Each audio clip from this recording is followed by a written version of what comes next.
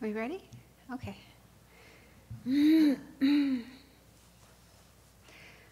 So, good morning, everyone. Let's start with the prayers. And while doing the prayers, if you can, imagine in front of you the Buddha, Shakyamuni Buddha, all made of light, radiant, beautiful, blissful, inspiring. You can imagine other figures around him, the figures in the refuge field, all the spiritual teachers, past and present, other Buddhas, meditation deities, bodhisattvas, and so on. So just as much as you can, as many as you can, but try to at least imagine the Buddha, and you can think that this one figure of the Buddha represents all the others, all other objects of refuge are embodied in the Buddha. You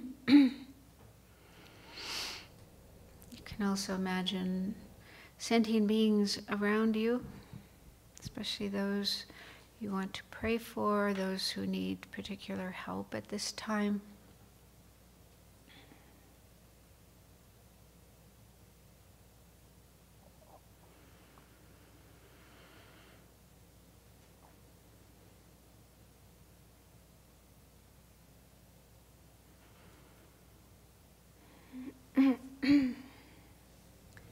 To the teacher endowed, transcendent destroyer, the one thus gone, the foe destroyer, completely and fully awakened one, perfect in knowledge and good conduct, one not the bliss, nor the world's supreme guide to beings to be tamed. Teacher of gods and humans, to you, the Buddha endowed, transcendent destroyer, glorious conqueror, Shakyamuni, I prostrate, make offerings, and go for refuge. When, O supreme among humans, you were born on this earth, you paced 7 strides and said, I'm supreme in this world. To you who are wise, then I bow. With pure bodies formed supremely fine, wisdom ocean like a golden mountain. Fame that blazes in the 3 worlds, winner of the best supreme guide, to you I bow. With the supreme signs, face like a spotless moon, color like gold, to you I bow. You are immaculate, the 3 worlds are not, incomparable wise one, to you I bow. Great, compassionate protector, all-knowing teacher, field of merit and good qualities, vast as an ocean, to the Tathagata I bow.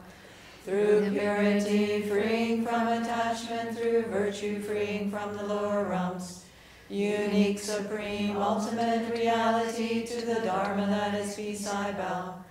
Having freed themselves, showing the path to freedom, too well established in the trainings. The holy field endowed with good qualities, to the Sangha I bow. Do not commit any non-virtuous actions, perform only perfect virtuous actions.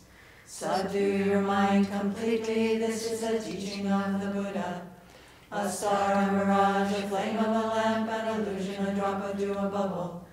A dream, a flash of lightning, a cloud, see conditioned things as such. Through this merit may sentient beings attain the state of all seeing, subdue the foe of faults, and be delivered from the ocean of cyclic existence, perturbed by the waves of aging, sickness, and death. This ground anointed with perfume, flowers strewn Mount Meru, foreland, sun and moon, imagined as a Buddha land and offered to you, may all beings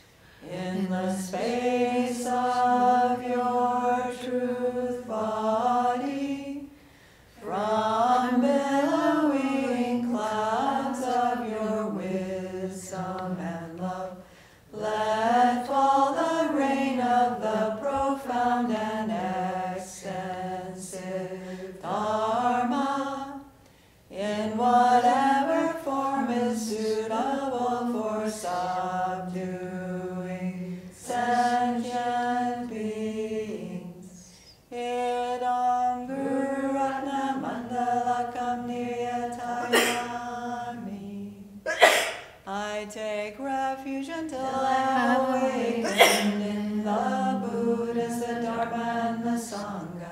By the merit I create, by listening to the Dharma, I will attain Buddhahood in order to benefit all sentient beings.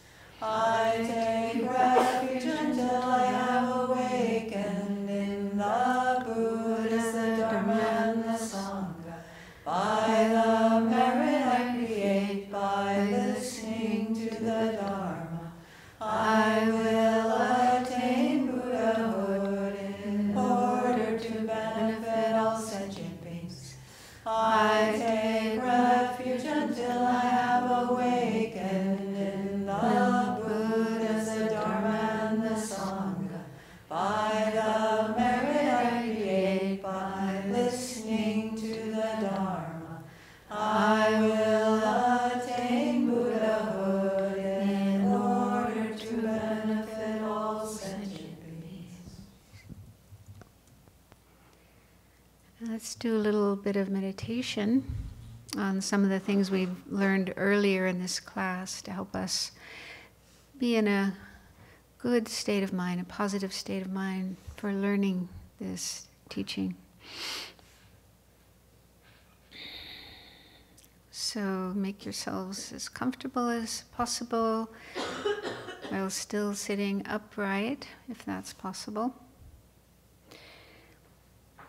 But let your body relax, let go of any tension in your body.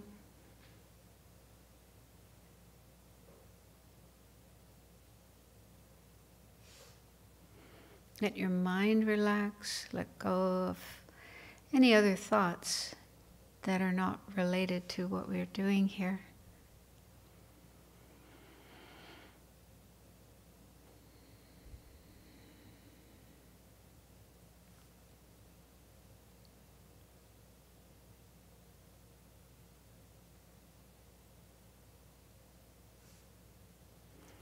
So what we are doing here is learning the stages of the path, the Lamrim.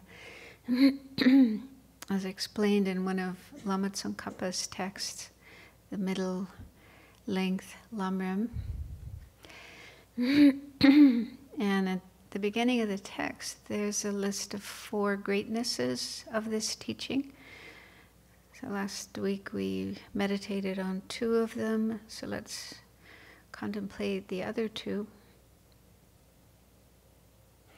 So one is that by learning this teaching, the Lamrim, we will be able to easily discover the victor's intention, what it was the Buddha intended for us when he gave teachings.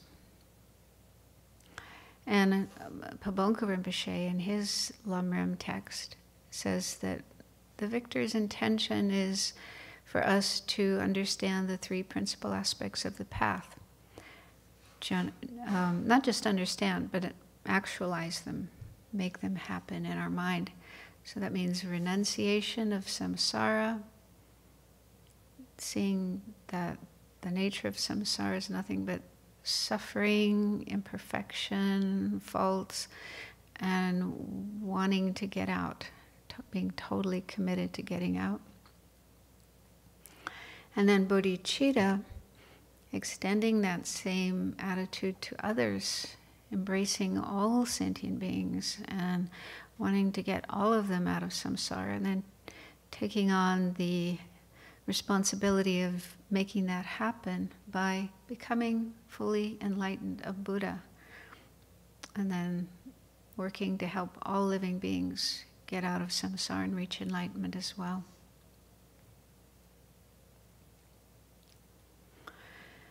And then the right view of emptiness. There's no way to get out of samsara without realizing emptiness. So we need to develop that in our own mind. Use it to eliminate the obscurations that prevent liberation and enlightenment. And then help all other sentient beings do the same.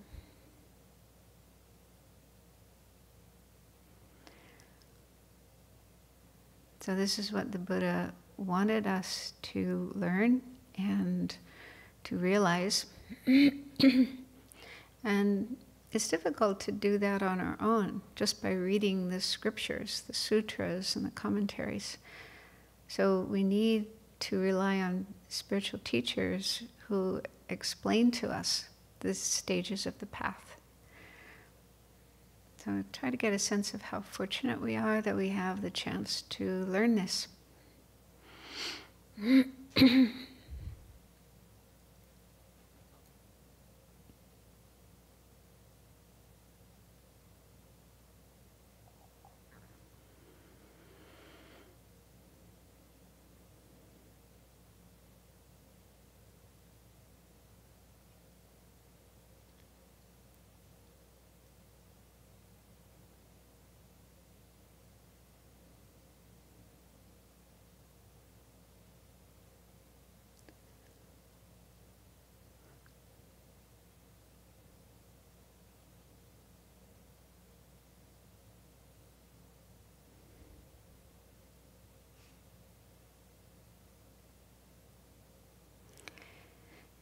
And the last of the four greatnesses is stopping serious misdeeds. And that refers to the misdeed of abandoning the Dharma. This is said to be a very serious mistake, non-virtue. And it can happen by having thoughts like, oh, some of Buddha's teachings are good, some are not good. Some help us reach enlightenment, but some are obstacles. Some are appropriate, others are inappropriate. And some people even reject certain sutras, like Mahayana sutras, and say, oh, those were not even taught by the Buddha. So the Lotus Sutra says that all of the Buddha's teachings are either directly or indirectly methods for becoming a Buddha. So none of them should be rejected or discarded. And by learning the Lamrim, and in particular understanding the previous three greatnesses, we will be able to avoid this mistake.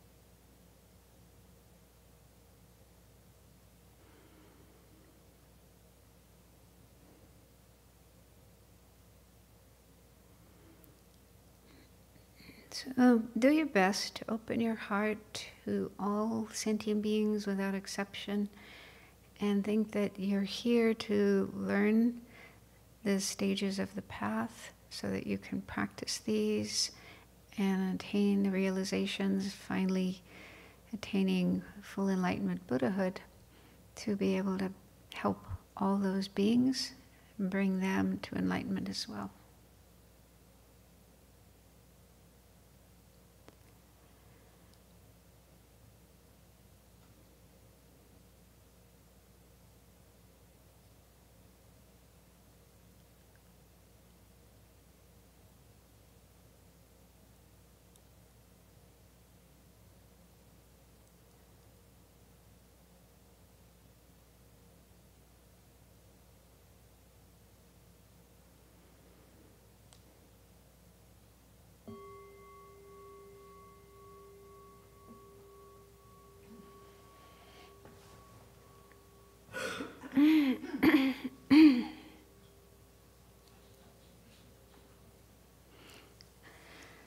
Okay, so we're still on chapter 5. Hopefully we can finish that today.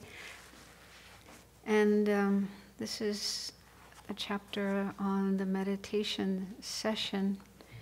And we got up to the last point of that section, which is called the need to employ two kinds of practice. And the two kinds of practice he's talking about here are analytical meditation and placement meditation. And it seems that at Lama Tsongkhapa's time in Tibet, there were people, including a lot of practitioners, who had various misconceptions about meditation. And so Lama Tsongkhapa wanted to dispel these misconceptions by using scriptural quotations, as well as reasoning. So this section is longer in Lamrim Chenmo, the great treatise. So I took some material from that. So I summarized the misconceptions on this slide. So the first one is that meditation on the path should involve only stabilizing meditation and not analysis. So there were a lot of people at that time, and also today, who have this notion that when you do meditation, it should just be single-pointed. You shouldn't be thinking or analyzing. And I noticed that it says on the path, meditation on the path. So that means that, yeah, if you want to follow the path to enlightenment or liberation, and you want to attain the various stages of that path, then you do need both types of meditation. But on the other hand, maybe if your interest in meditation is just to relax, just to heal your body, your mind, and so on, which is like nowadays, a lot of people meditate for that purpose. So maybe, you know, if that's your aim, then maybe it's enough to do stabilizing meditation. Maybe you don't need to do analysis. So it depends on your aim. Yeah, so, yeah, but if your aim is, you know, stages of the path, liberation, enlightenment, then, yeah, you do need both. And also, I was thinking for attaining the meditative absorptions, the jhanas, at least the way it's explained in our tradition, you also need analysis for that. It's not enough just to do single-pointed concentration. And the second is that analysis with discerning wisdom should be done only when listening and studying and reflecting.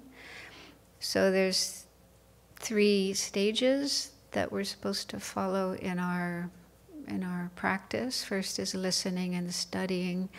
So that's where we acquire the knowledge about the path and what's involved in the path and how we follow the path and so on. And then reflecting, the second stage is thinking about it to understand it better, you know, using our discriminating intelligence and using various scriptures and reasons and so on. And then the third stage is meditation, which is when we really focus our mind on the various practices for following the path. And so some people had this idea that, you know, doing analysis, thinking, conceptualizing should be done only on the first 2 stages.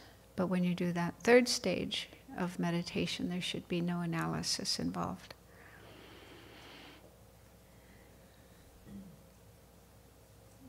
And then the third misconception, conceptual thought apprehends signs of true existence and is therefore an obstacle to enlightenment.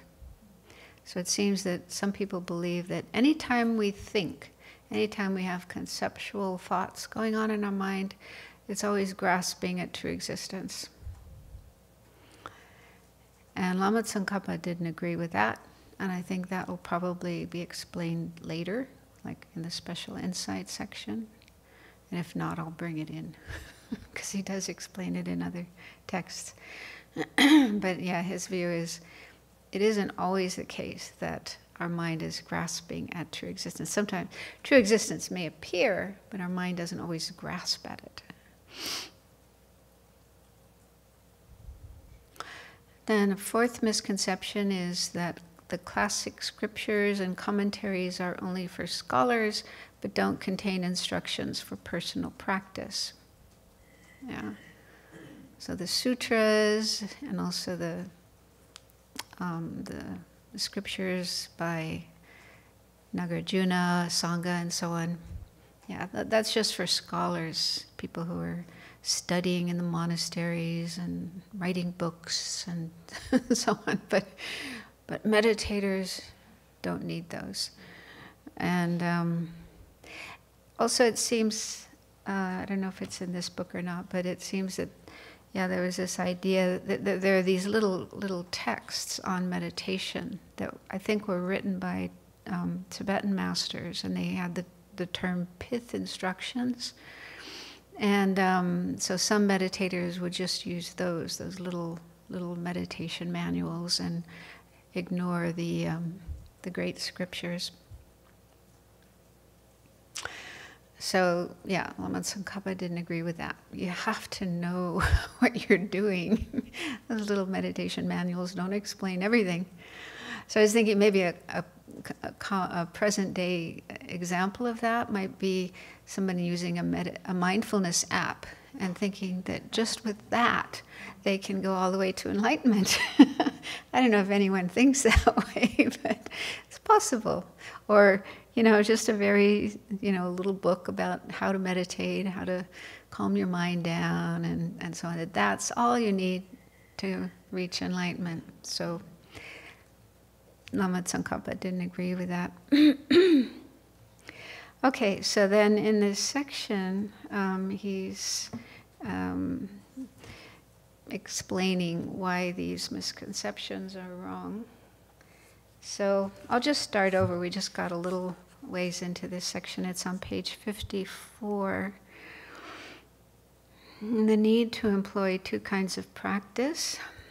He starts with a quotation from Ornament for the Mahayana Sutras. This is one of the texts of Maitreya.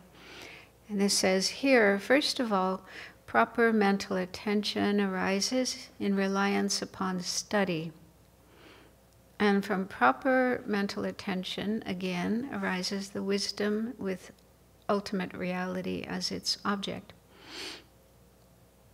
That is to say, from proper mental attention gained through the arising of wisdom, reflecting on the meaning of what has been studied, a direct realization of ultimate reality that comes from meditation arises.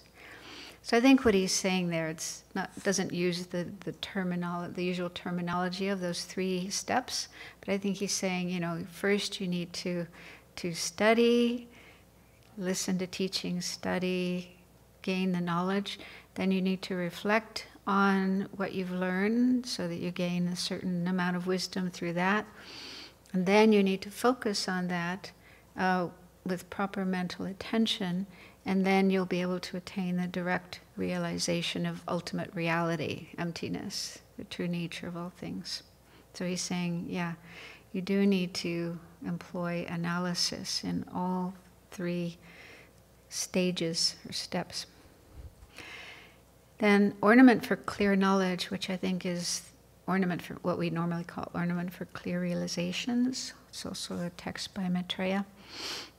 That also says, during the stages of definitive analysis, as well as the paths of seeing and meditation, one must repeatedly reflect, assess, and ascertain. These are the paths of meditation.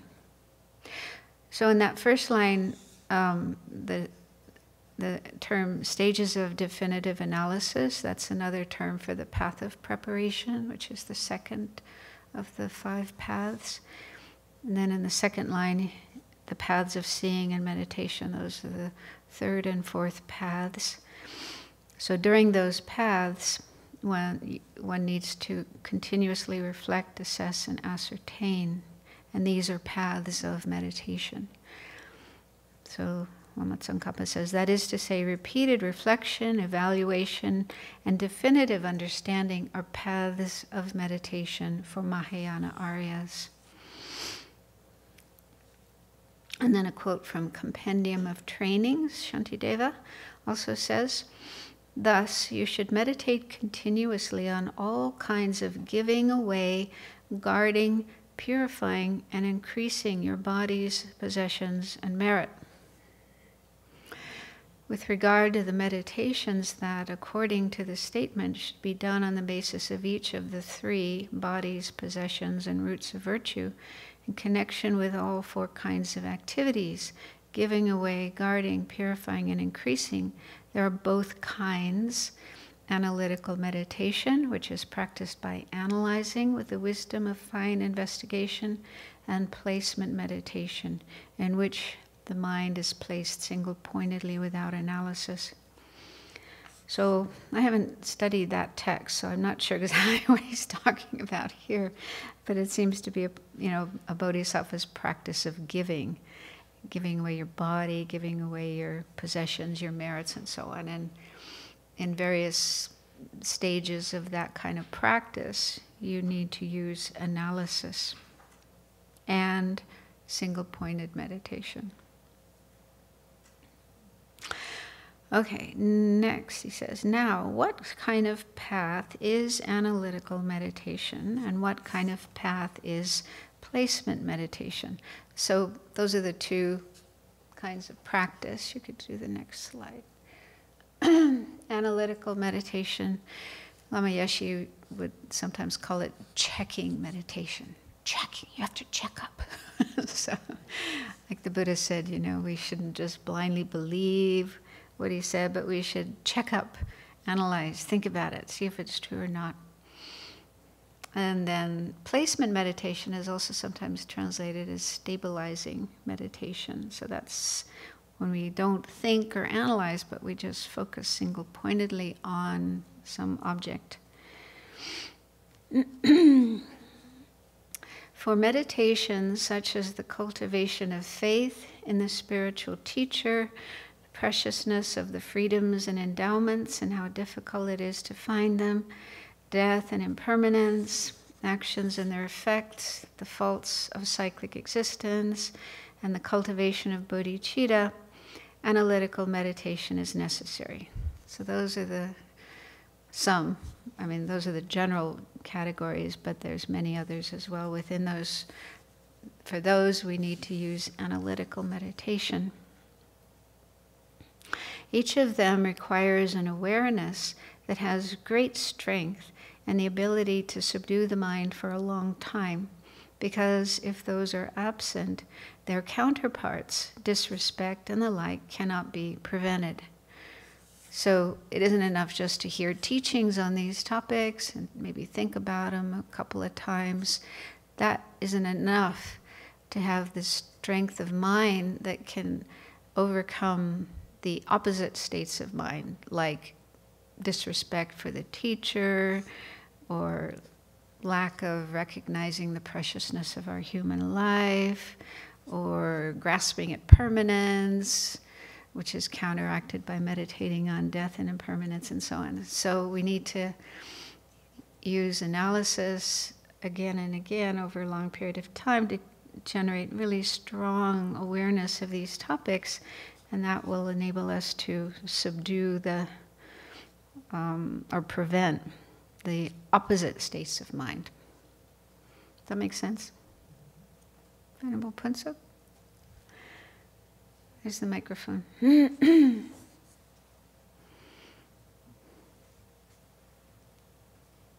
So I've been reading in some of these texts that it's a good idea to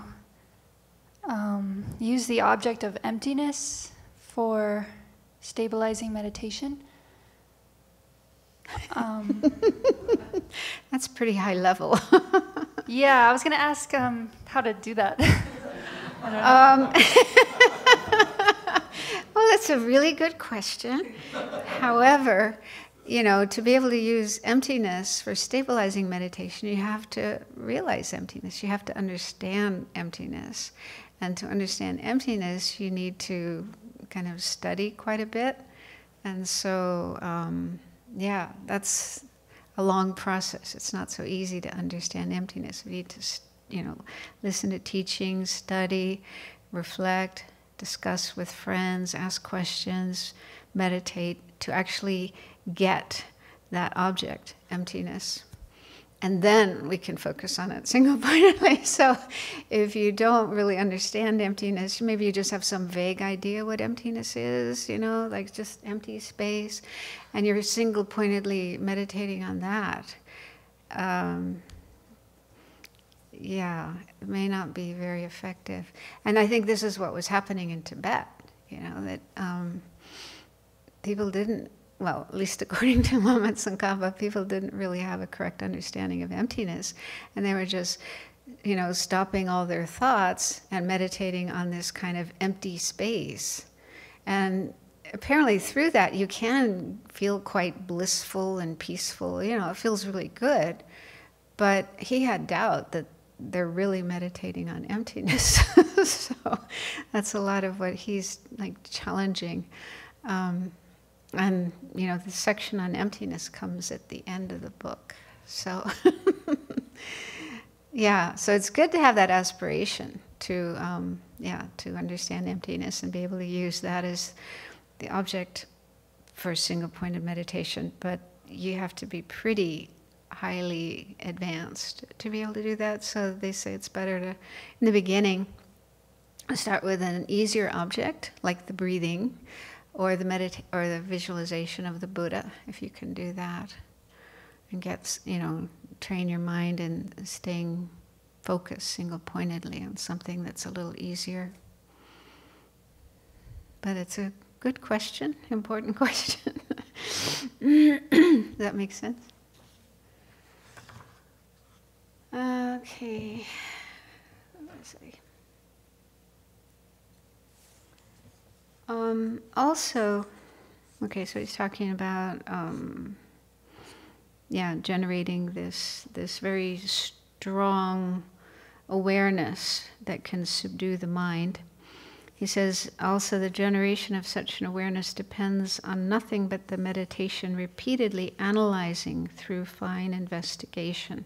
So to be able to attain that kind of awareness, that kind of mind that's very strong and can subdue afflictions and misconceptions in the mind, we need to use analysis and do that repeatedly.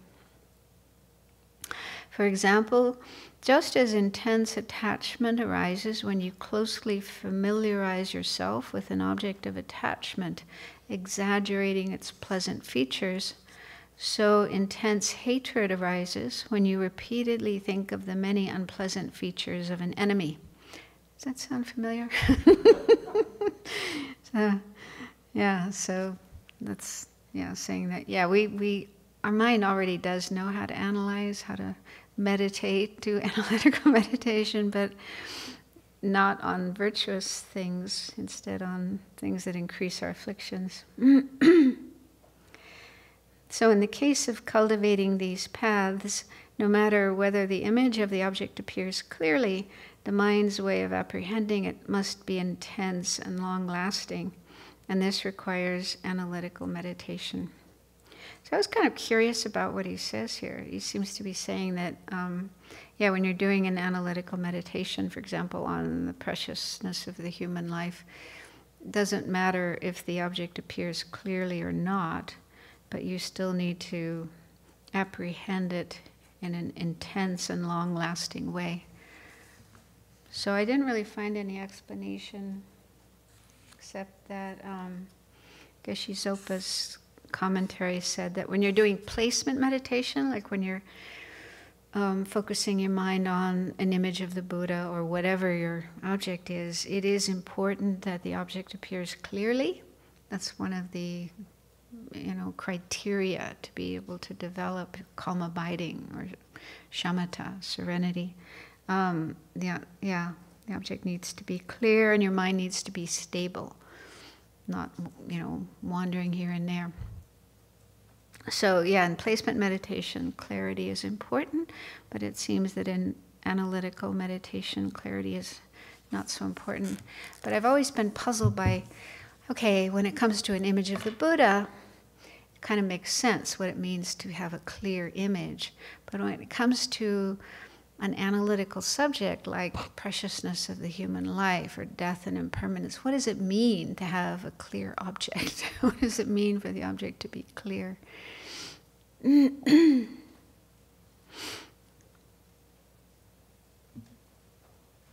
That I kind of hold this Venerable is that on the Lamrim outline that Venerable has done for years and years, there's the conclusion, so that if you do the analysis, she says if you get to a feeling like precious human life, it's like someone who's found a lottery ticket or precious gem somewhere.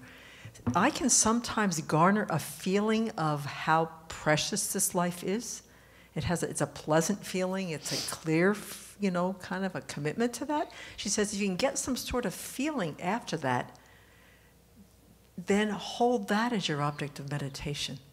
I'm not successful with this a lot, but with death and impermanent, the death meditation and the one on the kindness of others, when I get a strong, clear appreciation of value or something like that, I try to hold that as my object.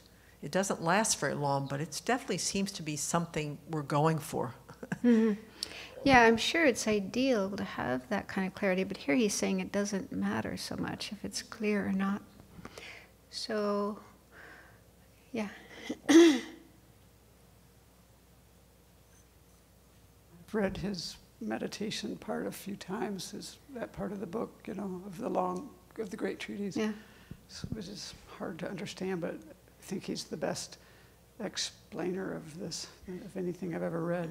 And where I was making a mistake in my own meditation is that of the two, of having clarity and stability, actually you want stability first.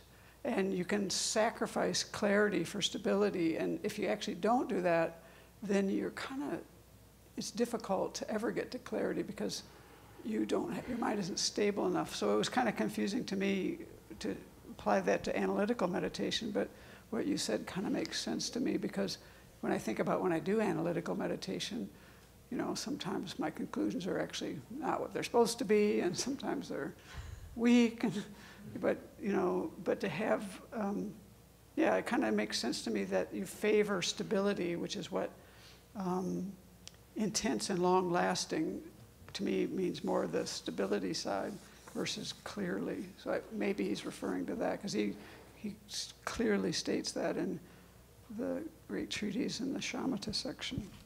Yeah, in the case of shamatha, that makes sense. Because if you're trying too hard to get clarity, it makes your mind kind of unstable in the beginning. So go for stability first. But still, I'm not sure. Anyway, we can think about it and discuss it later. Because also I think what I came to with the way clarity is explained in the shamatha section, it doesn't have so much to do with the way the object appears, but the way the mind apprehends the object. And I was thinking about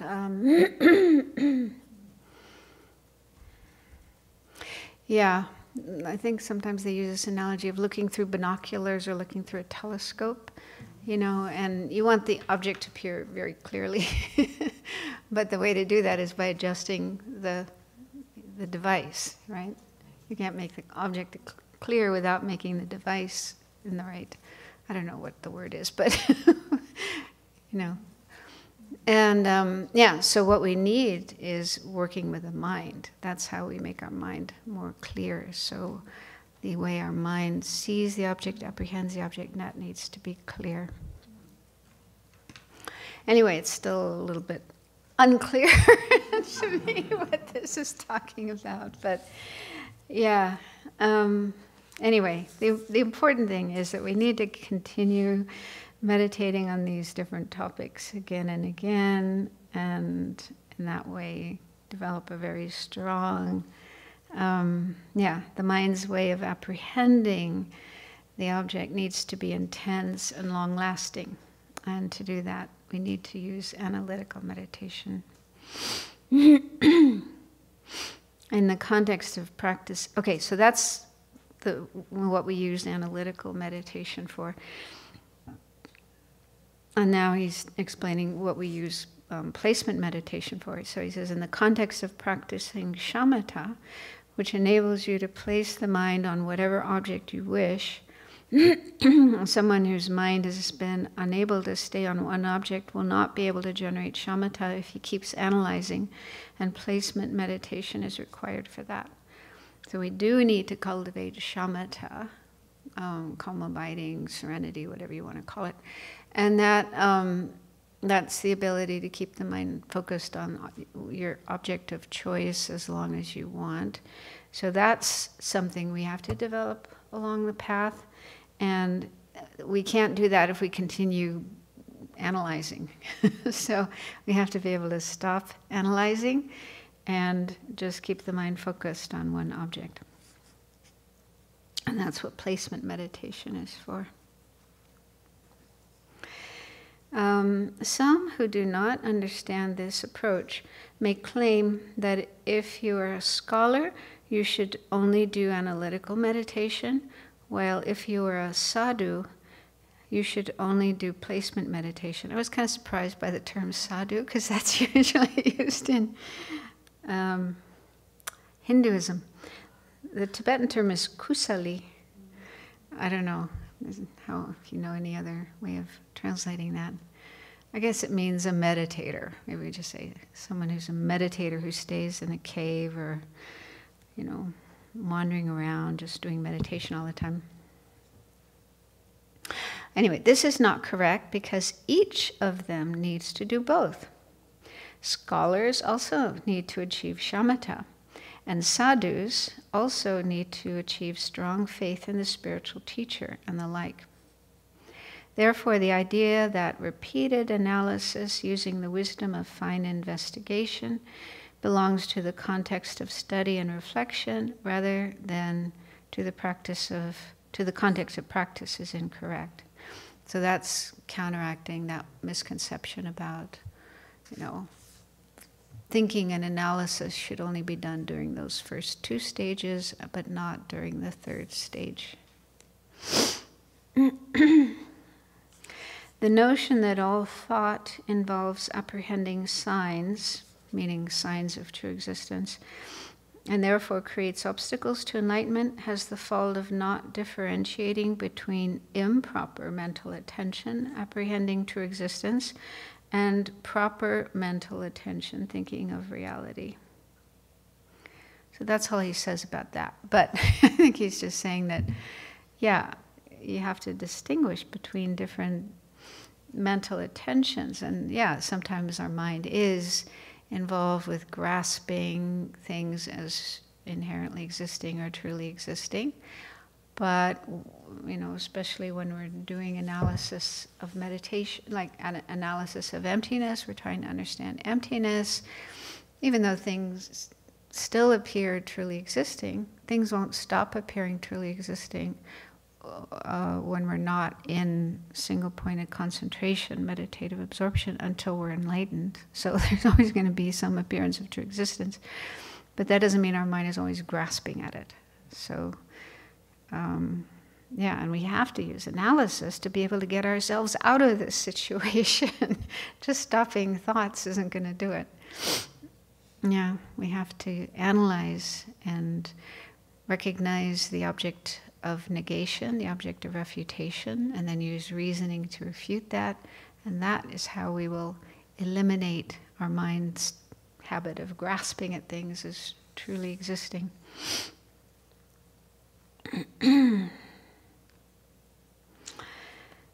Okay, next he says, the idea that you must achieve a non-conceptual concentration that allows you to place the mind on a single object as you wish, and that if you do a lot of analytical meditation beforehand, it will prevent the arising of concentration, is contrary to the present instructions.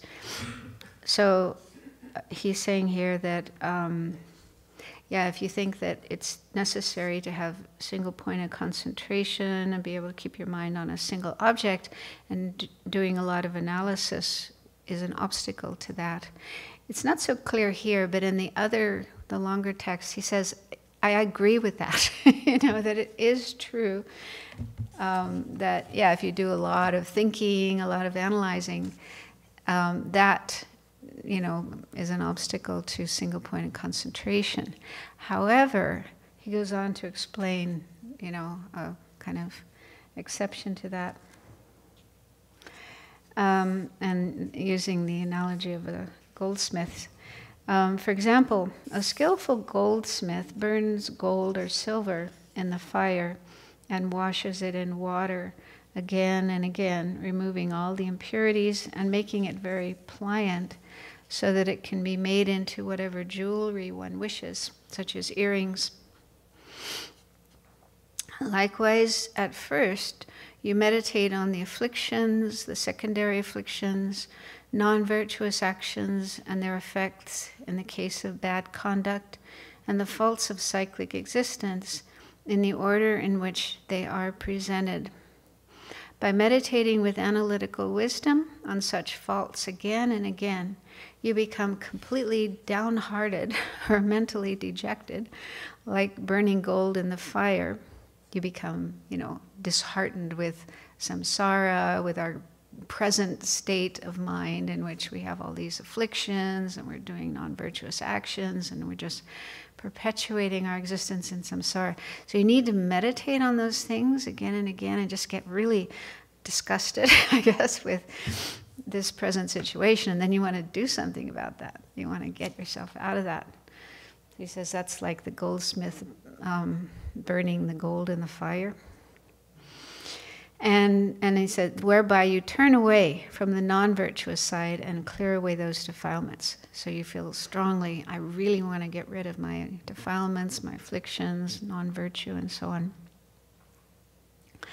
Next, you meditate on the excellent qualities of the spiritual friend, the preciousness of the freedoms and endowments, the excellent qualities of the three jewels, virtuous actions and their effects, the benefits of bodhicitta, and so on, in the order in which they are presented. By meditating with the wisdom of fine investigation on such excellent qualities again and again, your mind becomes drenched with them, and you develop clarifying faith, like washing gold with water, whereby you turn toward the virtuous side and take delight in it. Thus the mind is saturated with virtuous qualities. When it has been transformed in that way, whether you wish to achieve shamatha or special insight, you will achieve it without difficulty when your mind is focused on it. That is why such an analytical meditation is the best means of achieving a non-conceptual concentration. Okay, so he's saying that, if we do these analytical meditations as they're explained in the Lamrim, then we'll end up with this, strong wish to turn away from non-virtue and our afflictions and samsara and so on, and we'll have this strong wish to, take refuge in our teachers and the three jewels and practice virtue and achieve enlightenment and so on. And so then, with that state of mind, that's like very pliant gold, you can shape it into whatever kind of beautiful jewelry you want. And so that state of mind then, when you decide, okay, I have to develop shamatha or special insight, you'll be able to do it quite easily.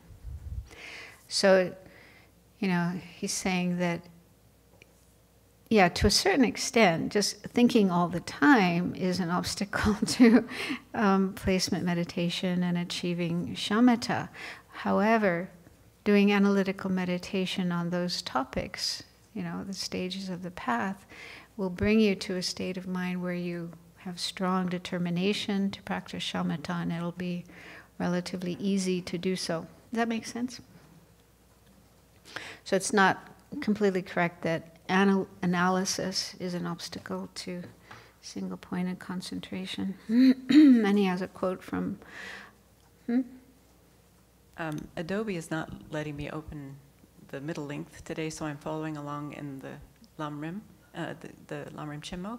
And after that section where he's describing about, then you bring your mind and turn away from the group of non-virtue and turn towards the good qualities, he says this causes the mind to become moist or clear.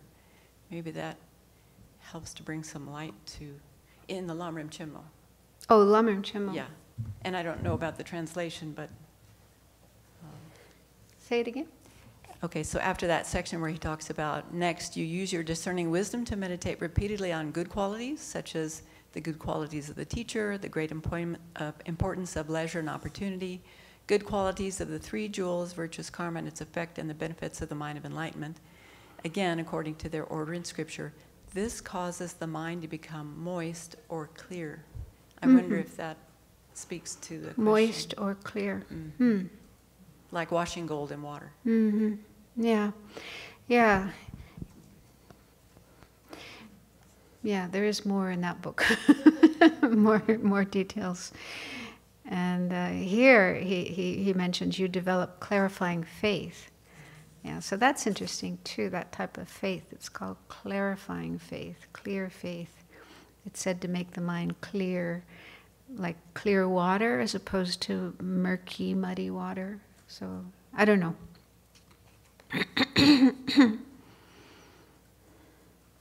Okay, so then this quote from Arya Asanga. For example, when a smith or his skillful apprentice burns gold or silver in a fire and washes it with water a couple of times in order to remove all impurities and stains, it becomes pliant and malleable for fashioning this or that ornament. Their method is clearly evident. So those with the appropriate mastery of a smith or skillful apprentice can then fashion whatever ornament they wish using a smith's tools. Likewise, a yogi ensures that his mind is not turned toward impurities and stains such as covetousness and cultivates disenchantment, delighting his mind by focusing not on the stresses of the afflicted mind, but on the virtuous side instead. That yogi doubtlessly trains his mind in either the side of shamatha or the side of special insight, such that either it is closely applied to this and that, or it is resting in its natural state, unmoving and unwavering. It can also be directed for the sake of perfectly achieving whatever purpose he has contemplated. Yeah, there's a bit more. Furthermore, the main hindrance to the mind abiding on an object continuously is twofold: laxity and excitement. Yeah, so when we are trying to develop shamatha, there are a number of different obstacles, hindrances, but the main ones are laxity and excitement. Laxity, sometimes called dullness or sinking, and excitement, it's also called restlessness. That's when our mind is just jumping around, especially to objects of attachment. If you have a strong and constant awareness that sees the excellent qualities of the three jewels and so forth, it is quite easy to overcome laxity. For many valid sources say that its antidote is to uplift the mind by looking at excellent qualities. Yeah, so they say when your mind is under the influence of laxity, sort of dull and dark and the way we feel after lunch. So an antidote to that is to uplift the mind by thinking of something inspiring and uplifting, such as the excellent qualities of the three jewels. So if we've never thought about that, if we've never studied the qualities of the three jewels, we've never meditated on them, we've never generated that, inspiration of the three jewels, then, trying to do that wouldn't work, wouldn't be effective at overcoming laxity. And then if you have a strong and constant awareness that sees the faults of impermanence, suffering, and so forth, it is quite easy to overcome excitement. For excitement is a distracted mind belonging to the category of attachment, and many texts praise disenchantment as its antidote. So if our mind comes under the influence of excitement, then one of the antidotes is to contemplate impermanence and the faults of samsara, the faults of the objects that we get attachment to, and so on. So contemplating that will calm our mind down and enable us to stay concentrated. So that shows that, yeah, even when you are doing placement meditation, you're trying to cultivate shamatha, you do need to sometimes use analysis. and to be able to counteract the obstacles that arise. Yeah. So, yeah. Conclusion is we need both. We need both analysis and placement meditation.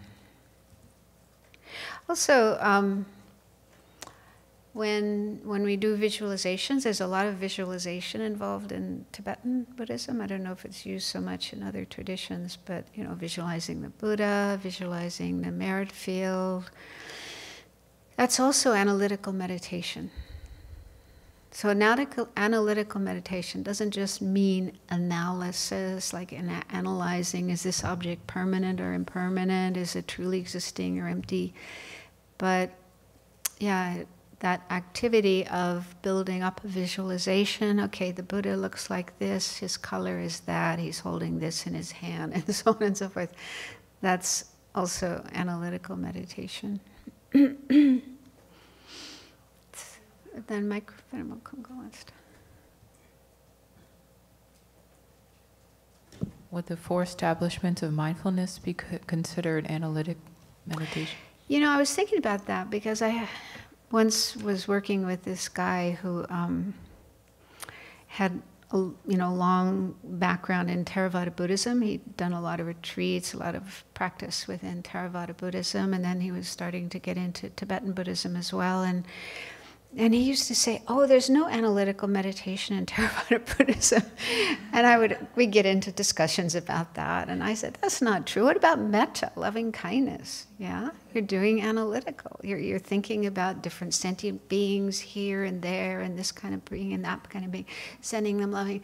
I mean, that's analysis." But he said, he didn't seem to agree. But yeah, I think the 4 establishments of mindfulness, for example,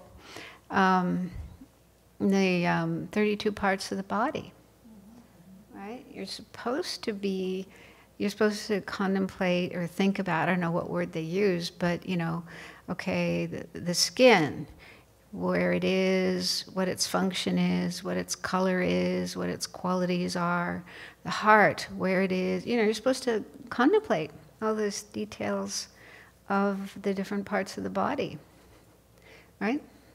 And that would be analytical meditation. I mean, they may not use that term, analytical meditation. I don't know if you find that term used in other traditions, but I'm sure in all Buddhist traditions, they do some kind of practices that we would call analytical.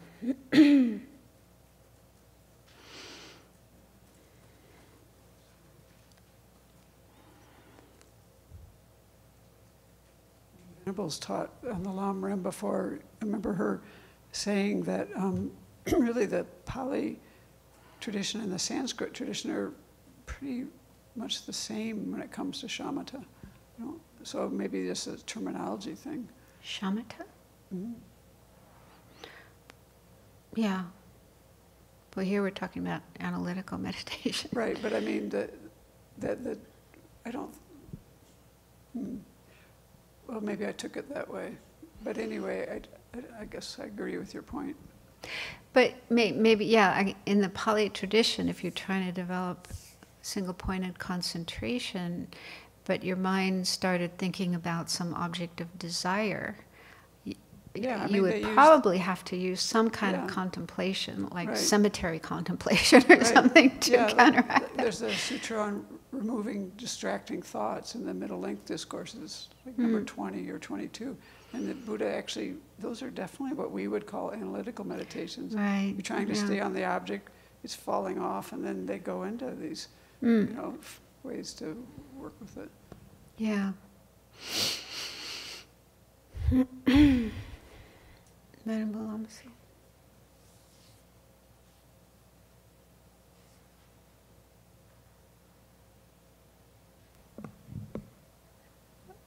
At the top of page 56, where he says, first meditate on these things that will cause disillusionment, and then next meditate on excellent qualities to uplift the mind.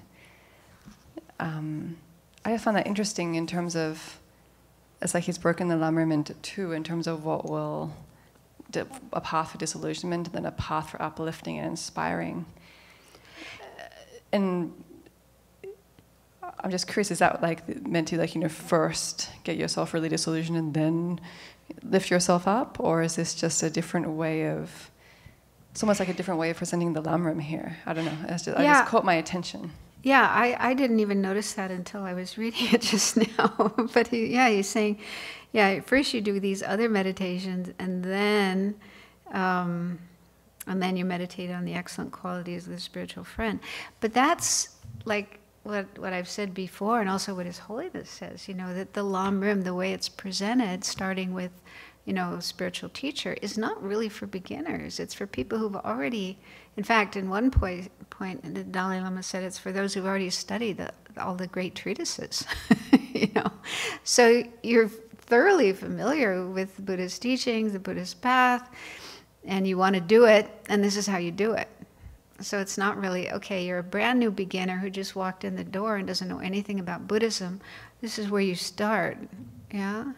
So you do have to, even before, saying, I want a spiritual teacher, I want to look for a spiritual teacher, I want to devote myself to a spiritual teacher. Before you get to that point, you have to know about the path and want to follow the path. Okay, so you have to know about, so that's why His Holiness says, the best place to start is, well, he says the two truths, but but a lot of people, that's what attracts them. Like there was this guy who came, I forget his name, he read Chandrakirti, this is Madhyamaka Avatar or something, and that's what attracted him. So yeah, a lot of people, and David Kittelstrom as well, he said that's what attracted him, was emptiness. Teachings on emptiness, that's like, wow, that's really amazing. I never heard of that before. So that can draw some people into Buddhism. But anyway, the two truths and the four truths, that's the best place to start. So you get some understanding of what Buddhism is all about, what the path is all about, why should we meditate, why should we have spiritual teachers, and so on and so forth. Then you're ready for this. Then you want to follow the path. Somebody else, you? Huh? Oh, okay. Yeah. So what he's saying here is the first thing you do is meditate on the afflictions, and that reminds me, one of Venerable's first books was Open Heart, Clear Mind. Open Heart, Clear Mind, and the first section is about the afflictions. Then she presents something about the path, the four truths, and so on. So people can really relate to that. Oh yeah, anger, oh God, that's so painful, and desire is so painful. So you can really relate to that. That's something you can relate to. If you start talking to people about, enlightenment right away, or, having a guru right away, it's like, what? But afflictions, oh yeah. I need that. Yeah, so looking at the afflictions, how our mind is afflicted, and then karma, also, all the problems we have are the result of our own actions, and so on. Yeah. But he seems to be putting the middle scope first, before the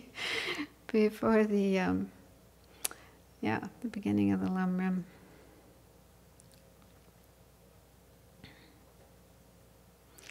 Any other questions? In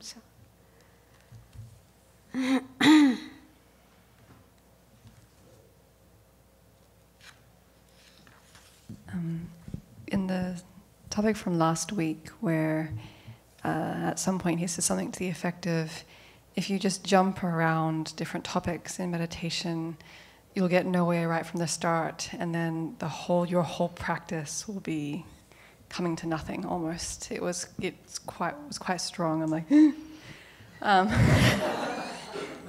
because I can see that in myself, especially with, not to put the blame outside of myself, but with the various classes and topics and subjects that we have, I can go, ooh, I'll go here, and then the retreat will finish, and then the next class moves on to this, I'm like, ooh, and then I'll go there, and then I'm hopping and jumping and not necessarily following anything through. And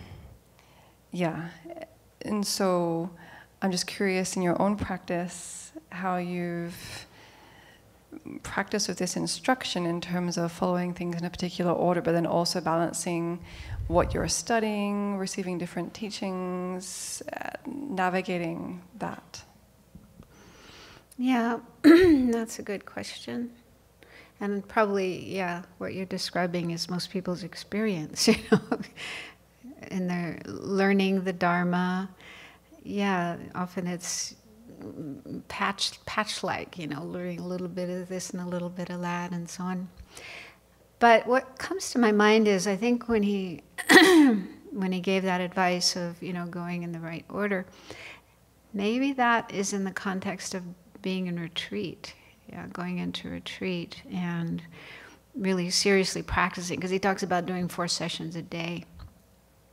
And so, this is what many meditators do after they've studied, they've done a lot of study and debate, and they have a really good understanding, and then they decide to go off into retreat. And so if you're in a retreat situation, doing a number of sessions a day, in that kind of situation, it's important to stick to the proper order, not jump around. But then, if we're not in retreat and we're just, sometimes meditating, maybe 1 or 2 times a day, and doing lots of other things as well, then I think it makes sense. In fact, I once heard a Lama giving advice. This was in England. He lived in London, knowing people's busy, busy lives. And he said, if you have just 1 session of meditation to do per day, his advice was spend the first half of that session doing meditation on the breath, and just looking at your mind, what's going on in my mind. And while doing that, you might notice something. Maybe you got strong anger, strong attachment, jealousy, or some kind of affliction. Then spend the second part of your meditation session dealing with that. And he said, if there's nothing, no big problem, you can do whatever you want with the second part of the session. Maybe you feel like, I really want to generate more loving kindness or whatever. And at the time I thought, well, that's really good advice. That's very practical for people with busy lives and dealing with a lot of other people and opportunities for lots of afflictions arising. Because in that way you're using your knowledge of Buddhism and your practice of Buddhism to deal with what's actually going on. If you're feeling angry at somebody, you had a fight with somebody yesterday and you're still feeling angry about that, you just push that aside and say, I think I'll meditate on emptiness, and you're just totally not connecting with what's going on in your mind. That's not very good. Yeah. So I think, it depends on what's going on in your life, what your lifestyle is, and so on. I don't know if that's helpful or not, but yeah.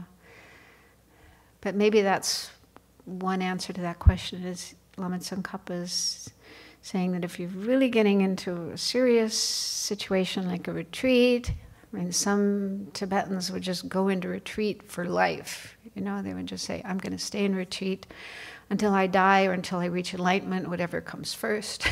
And just, that's the way to practice, to go through or even if you're not doing such a long retreat, if you're doing a 3-month retreat, for example, it's still good to, go through the subjects in order and not jump around. I think that's what he's saying. And actually I was going to talk a little bit more about analytical meditation because, the texts don't really explain how to do analytical meditation. And in my own experience, when I first started learning Buddhism, I was in Dharamsala going to classes at the Tibetan library, and I think he was teaching a Lamrim text.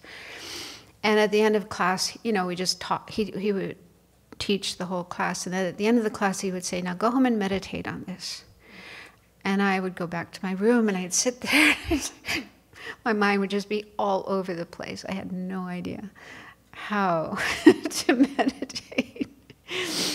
And it wasn't really until I later I went to Kopan and attended a 1-month meditation course where we have teachings but guided meditations. So senior students would be leading a meditation, guiding a meditation, which is what happens here as well. You know, you don't just have brand new students come in the door and give them a teaching on precious human life and tell them, okay, go meditate on this, but you have someone guiding them.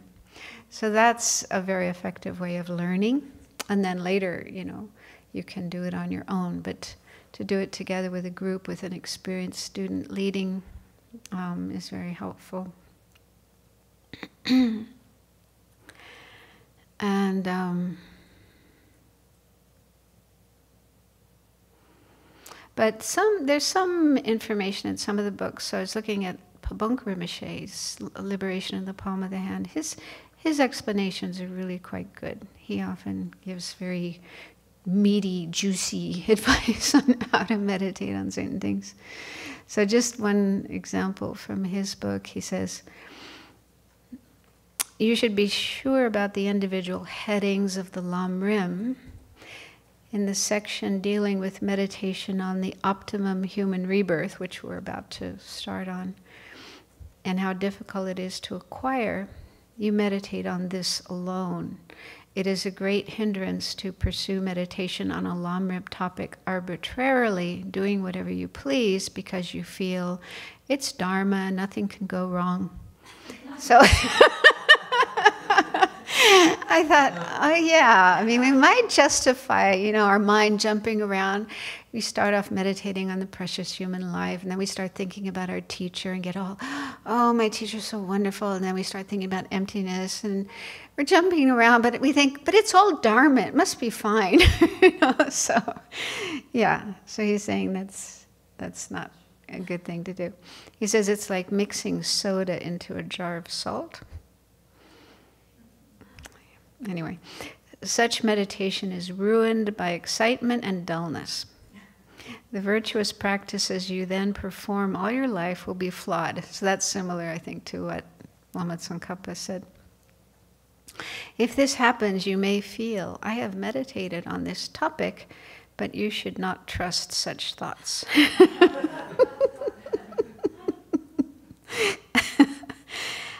Okay, let's take the case of meditation on death and impermanence when not done as above.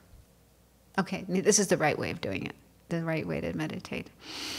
It is sufficient to meditate on the quotations, reasonings, formal logic, and examples given on the subject.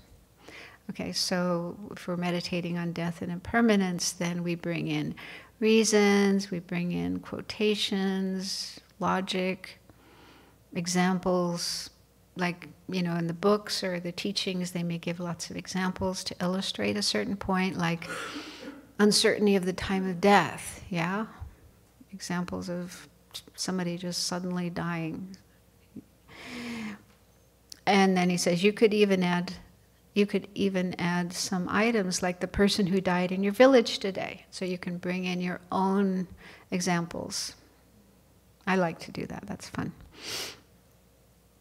Further, take your guru's oral teachings as the root and add to this even things like the folio you found in a wayside shrine.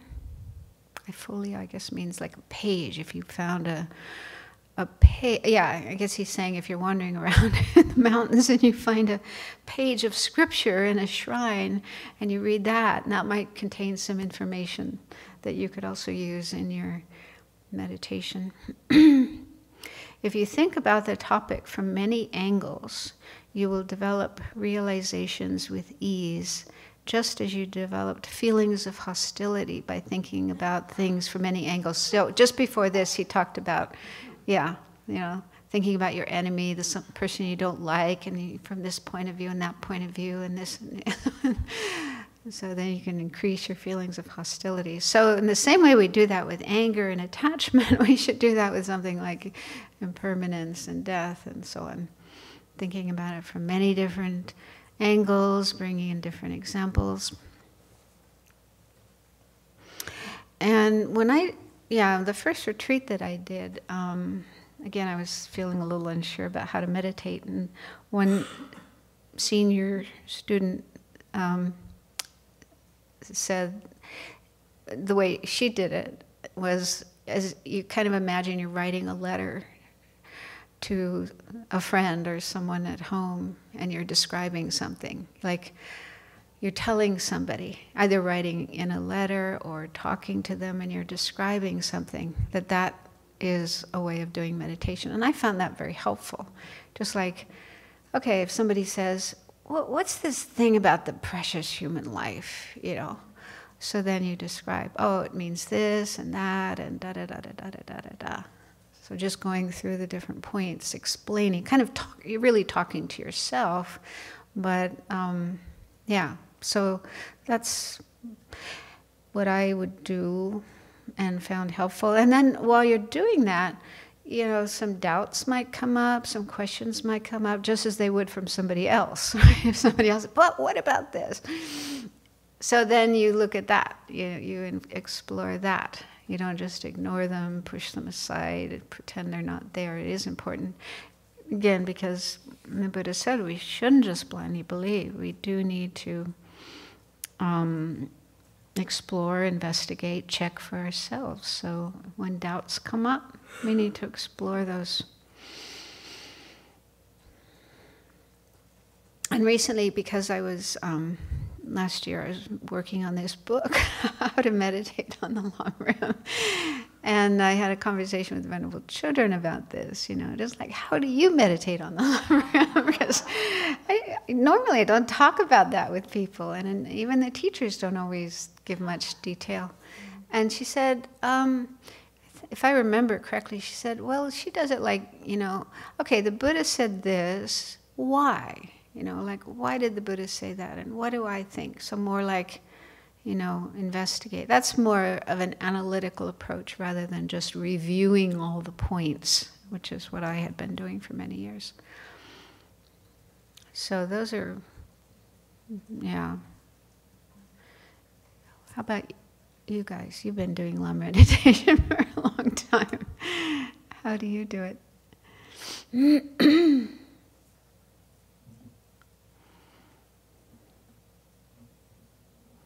And they also say, what I've heard, it's not always explained in the books, but they say if you do get to a point where you have some like aha experience, you know, clear experience, yes, this precious human life, I'm so fortunate, that you should stop the analytical part and just hold that, stick with that.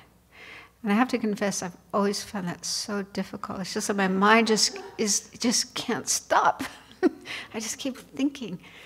So that's very hard for me to do, even after all these years.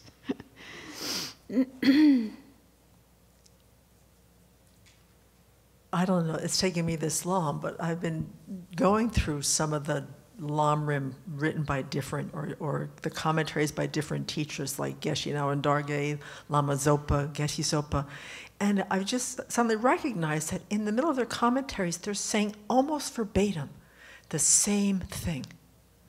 And I said, Semke, that's the point. You know, they might unpack it differently, but they start off with very specific points with almost the exact same words.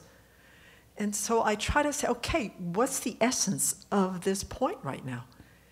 That's it, because you just read it in the book, you just, you know, Lama Zopa said it the same way that Geshe Nawan Dargay said it, the same way that Venerable says it. There's something about that one sentence, and then they just unpack it in their own unique way. So I'm starting to get more like, well, what, like Venerable, what's the Buddha trying to say here? And so the teachers, no matter whether there's 50 years apart from the way that they learn, they still unpack it in the same kind of verbiage and the same kind of point of topic. That's probably the oral tradition. Right, but you know, I want to make up my own version, so it's nice for me to have the purity of the transmission that goes from generation to generation, and that's where I can say, okay. Yeah. Actually, one of my favorite Lamrim books, if not the favorite Lamrim book, is Geshe Loden's. Geshe Loden lived in Australia for many years and taught, and the students made his teachings into a book. So he has a book called, I think it's The Path to Enlightenment in Tibetan Buddhism. Big fat book. It's actually hard to get outside of Australia. But because he was teaching an Australian audience, a Western audience. So he would use more contemporary examples like football and ice cream, and instead of butter tea and yaks. Now in Dargay, he had one of the first geshes to have Western students. Lama Zopa, Geshe Zopa came to the United States to use a lot of the Western, pieces of attachment and aversion that we seem to, be. Supermarkets. Yeah. So it is important to make it real, make it personal to our life, our world, our practice.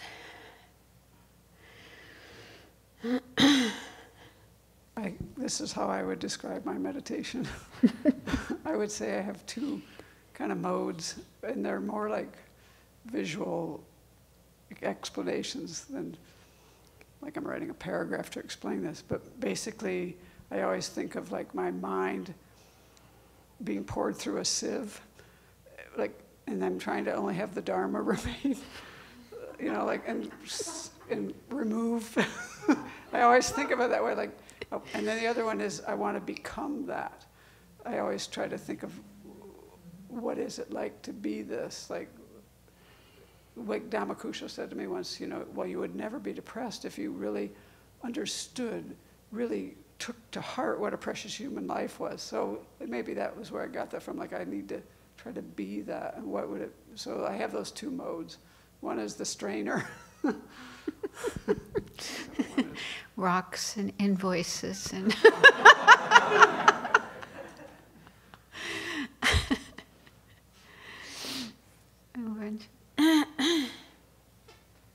I don't always do this, but I found it really helpful on certain topics to really try to put things into syllogism form.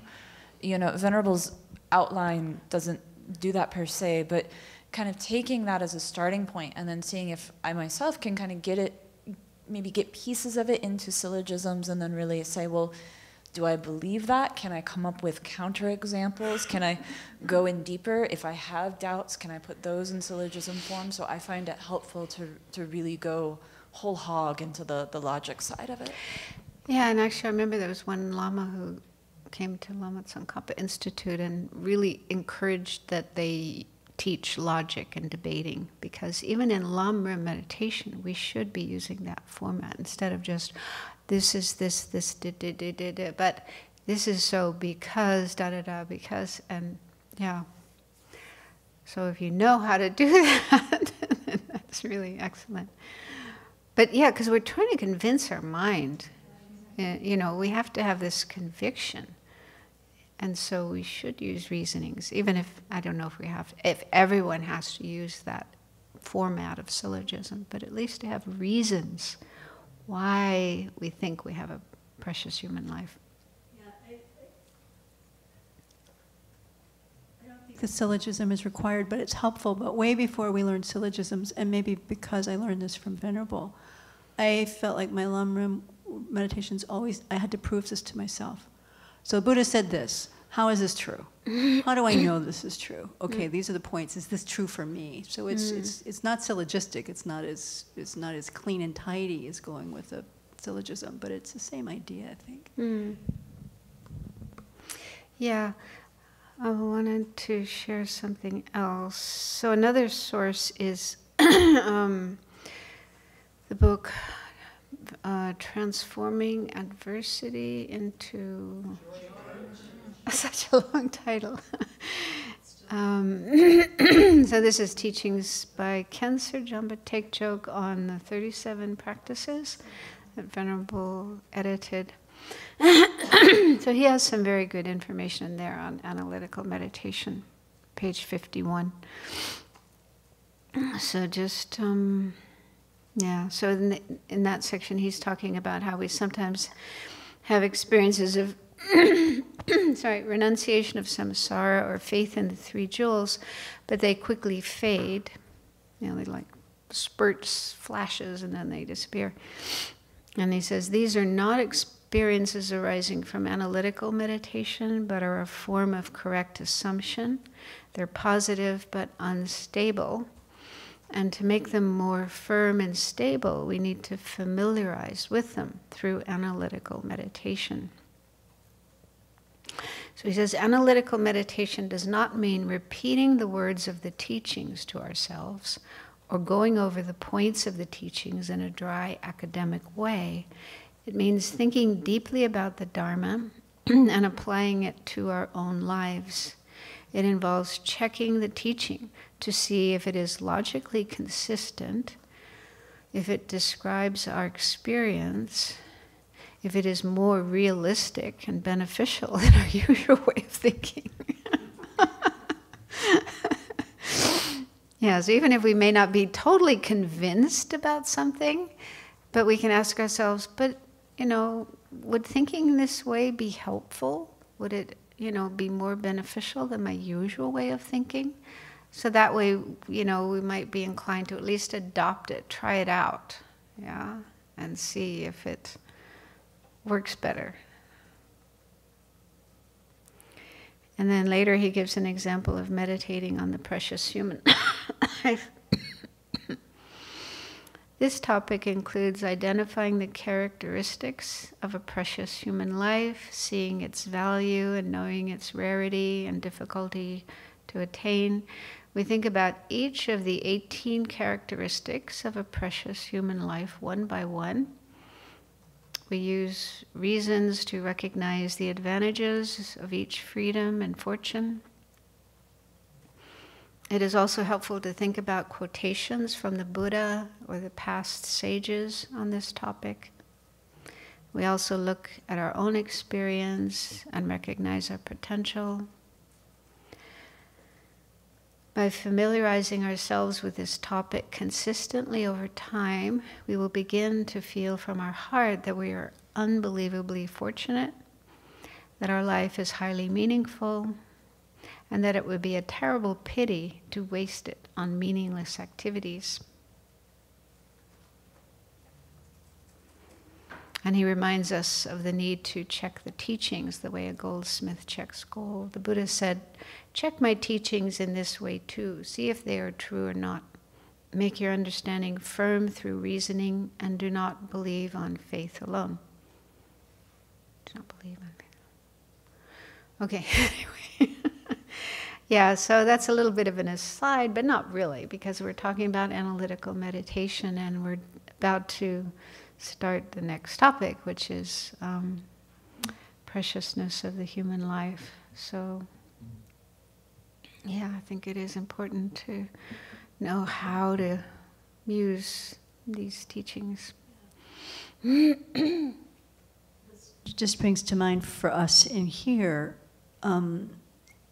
because we lead meditation a lot, and when we go lead beginners in the Kuan Yin room, when we go, if we're just reading the points for people, I mean, that's something they can do too. But if we use this experience as it's outlined so beautifully here by Geshe Japa Tikchuk, that this is how we lead people when we're leading the Lamrim meditation, that will also help ours tremendously. Because I think we get stuck sometimes in just following the outline and not expanding very much, but it doesn't help people so much. And don't talk the whole time. You probably don't, but sometimes that happens. The person who's guiding a meditation just doesn't stop talking, doesn't give people a chance to actually meditate. So that can be quite frustrating. So at least give a little bit of time. I found that really difficult when I was leading meditations. After leading a meditation, some people would say, you didn't give me enough time to think about that topic. But somebody else would say, well, I finished thinking about that topic, and then I was just sitting there waiting for you to say the next one. So it's so hard to know. Everyone's mind works differently. This will be the last.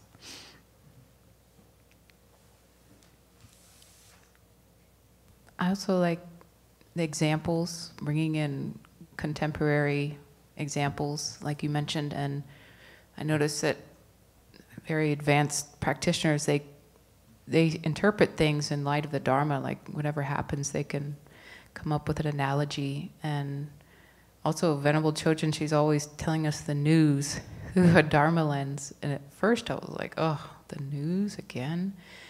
But it's helped me to think in this like analytical way when I watch the news. Okay, how does this apply to the Dharma? What principles are being illustrated? So it's like analytic meditation, just everyday life. You know, you learn to interpret events in that way. And so I think it's, really fun to think of examples. Yeah, otherwise, you know, there's this big separation between your spiritual teaching, spiritual practice, and then the world and your life. And so ideally, we bring those two together. Okay, so thank you. Let's dedicate the merit.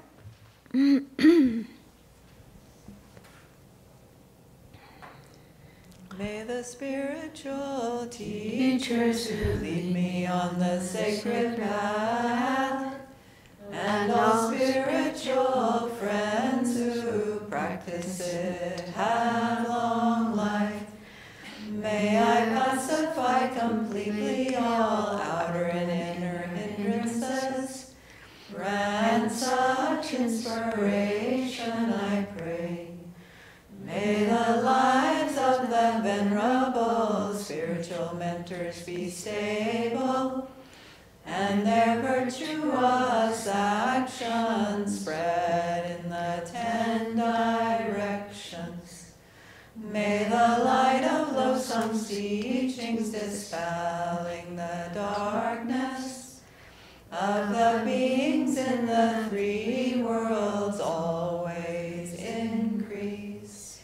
Idam Guru Ratna Mandalakam Niyatayami. Due to this merit, may we soon attain the awakened state of Guru Buddha, that we may be able to liberate all sentient beings from their suffering. May the precious Bodhi mind, not yet born, arise and grow. May that born have no decline, but increase.